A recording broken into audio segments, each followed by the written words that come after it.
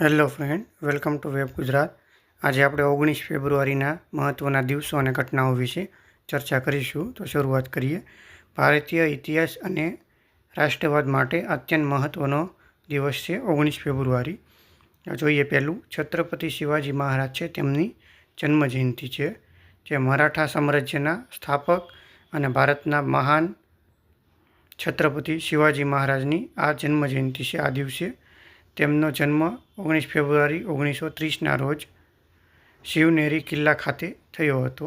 તેમને પોતાની કુનેહ અને શૌર્યથી હિન્દ સ્વરાજની સ્થાપના કરી હતી. બીજું જોઈએ તો ગોપાલ કૃષ્ણ ગોખલે છે, તેમની પુણ્યતિથિ જોઈએ.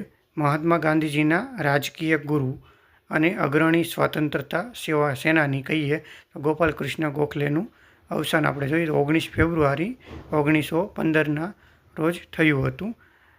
તેઓ 1905માં સર્વન્ટ્સ ઓફ ઇન્ડિયા સોસાયટીની સ્થાપના કરી હતી. તેમને ઐતિહાસિક ઘટના આપણે જોઈએ તો 1982માં આજના દિવસે ભારતમાં પ્રથમવાર રેલવે કોમ્પ્યુટરાઇઝ રિઝર્વેશન સિસ્ટમની શરૂઆત થઈ હતી, જે નવી દિલ્હી ખાતે સૌપ્રથમ અમલમાં આવેલી.